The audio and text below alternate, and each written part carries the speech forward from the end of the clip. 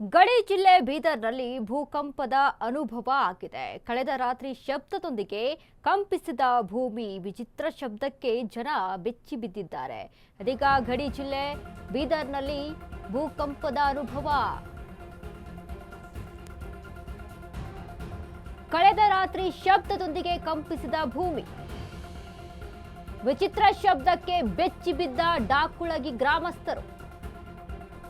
ಬೀದರ್ನ ಹುಮ್ನಾಬಾದ್ ತಾಲೂಕು ಡಾಕುಳಗಿ ಗ್ರಾಮ. ಕೆಲವು ಗಂಟೆ ಮನೆ ಹೊರಗೆ ಜಮಾಯಿಸಿದ್ದ ಜನರು. ಭೂಕಂಪದಿಂದ ಮನೆ ಒಳಗಡೆ ಹೋಗಲು ಭಯ ಆಯಿತು. ಆದರೆ ಆತಂಕ ಬೇಡ ಎನ್ನುತ್ತಿರುವಂತಹ ಅಧಿಕಾರಿಗಳು.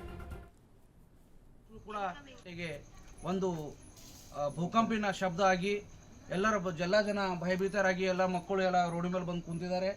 ದಯಮಾಡಿ ಈ ಡಿಪಾರ್ಟ್ಮೆಂಟ್ ಆಫೀಸರ್ಗಳಾಗಲಿ, ಇವು ರಾಜಕೀಯ ನಮ್ಮ ಎಲೆಕ್ಟೆಡ್ ವ್ಯಕ್ತಿಗಳಾಗಲಿ ಎಲ್ಲರೂ ಸ್ವಲ್ಪ ಗಮನ ಹರಿಸಬೇಕಂತ ತಮ್ಮಲ್ಲಿ ಕಳಕಳಿ ವಿನಂತಿ. ಅದೇ ರೀತಿಯಾಗಿ ಒಂದು 3-4 ದಿವಸವೂ ಕೂಡ ಒಂದು 2-3 ಸರ್ತಿನೂ ಈ ಥರ ಶಬ್ದ ಆಗಿದೆ. ಸ್ವಲ್ಪ ದಯಮಾಡಿ ಇದು ಕಾರಂಜ ನಿರಸ್ತರ ಜನರು ಆಲ್ಮೋಸ್ಟ್ ಇದ್ದಾರೆ. ಅವರು ಸ್ವಲ್ಪ ಇಲ್ಲಿ ಕಾರಂಜಿಗೆ ಹತ್ತಿರ ಇರುವಂಥ ಎಲ್ಲ ಜನ ಇದ್ದಾರೆ. ಅವರು ಬಹಳ ಭಯಭೀತರಾಗಿದ್ದಾರೆ. ಇದರ ಬಗ್ಗೆ ಗಮನ ಹರಿಸಬೇಕಂತ तमली कलकली विनंती ಮಾಡ್ಕೊತೆ. खाना खाने तो एकदम धड़ाधड़ आवाज आ गई. हम सोचे क्या हुआ बोले तो बाहर आके देखे पूरे पब्लिक जमा हुई थी. भूकंप हो गया बोल के गुल लगाए.